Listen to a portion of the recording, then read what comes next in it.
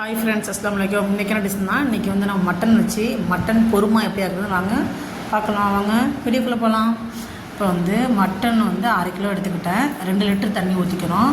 ஊற்றிட்டு மட்டன் நல்லா க்ளீன் பண்ணிவிட்டு இந்த தண்ணி நல்லா கொதிச்சதுக்கப்புறம் இந்த மட்டன் அதில் போடணும். மட்டன் நல்லா அதில் வெந்ததுக்கப்புறம் இஞ்சி பூண்டெல்லாம் அரைச்சி போடக்கூடாது. இஞ்சி பூண்டை தட்டி வச்சுக்கணும். 50 இஞ்சி 100 இஞ்சி 50 பூண்டு போட்டுக்கணும். சின்ன வெங்காயம் நல்லா 1/2 கிலோ சின்ன வெங்காயம் எல்லாமே நச்சு வச்சுக்கணும். எதையுமே அரைக்கக்கூடாது. இதுமாதிரி நச்சு போட்டால் சூப்பராக டேஸ்ட்டாக இருக்கும். இந்த மட்டன் பொறுமாக்கு அதான் நல்லாயிருக்கும். இப்போ வந்து கறி நல்லா வெந்துருச்சு.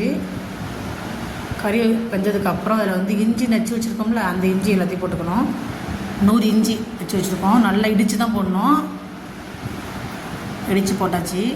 அப்புறம் வந்து பூண்டு இடித்து வச்சுருக்கோம்ல, 50 பூண்டு இடித்து வச்சுருக்கோம். அதையும் இதில் போடணும்.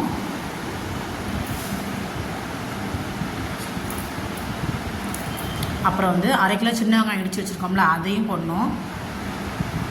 சின்ன வெங்காயம் போட தான் டேஸ்ட்டே நல்லாயிருக்கும்.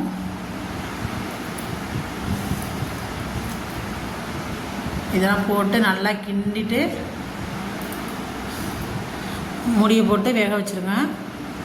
இந்த சாரெலாம் இறக்கட்டும், அப்போ தான் நல்லா டேஸ்ட்டாக இருக்கும். நல்லா கொதிக்குது பாருங்கள்.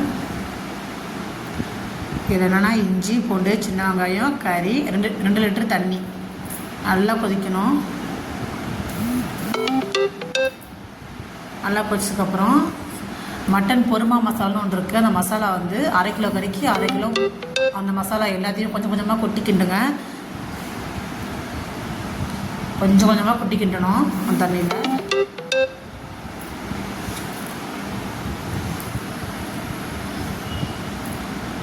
இதை வந்து தாளிக்கிற விஷயம்னா எதுவுமே கிடையாது. எண்ணெய் தேவையில்லை, அரைச்சி ஊற்றுற பொருளும் தேவையில்லை. சிம்பிளான விஷயம் இது.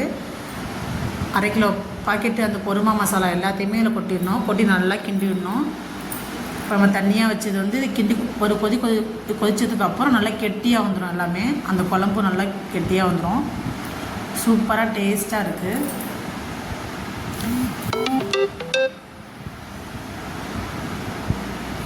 மூடி போட்டு கொதிக்க விடணும். நல்லா கொதிச்சதுக்கப்புறம் நல்லா கெட்டியாக போயிடும். கருவேப்பிலை 2 கொத்து 3 கொத்து மேலே அப்படி தூவி விட்டு இறக்கிட வேண்டியதான். சூப்பராக இருக்கும். நல்லா கெட்டியாக வந்துச்சு பாருங்கள்.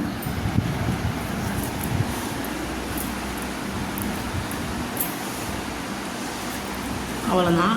கருவேப்பிலை மேலே தூவி விட்டு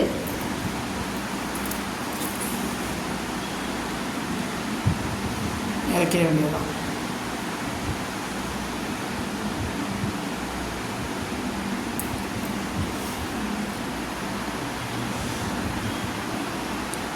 இந்த வீடியோ பிடிச்சிருந்தா லைக் பண்ணுங்கள், கமெண்ட் பண்ணுங்கள், ஷேர் பண்ணுங்கள், மறக்காமல் சப்ஸ்கிரைப் பண்ணுங்கள்.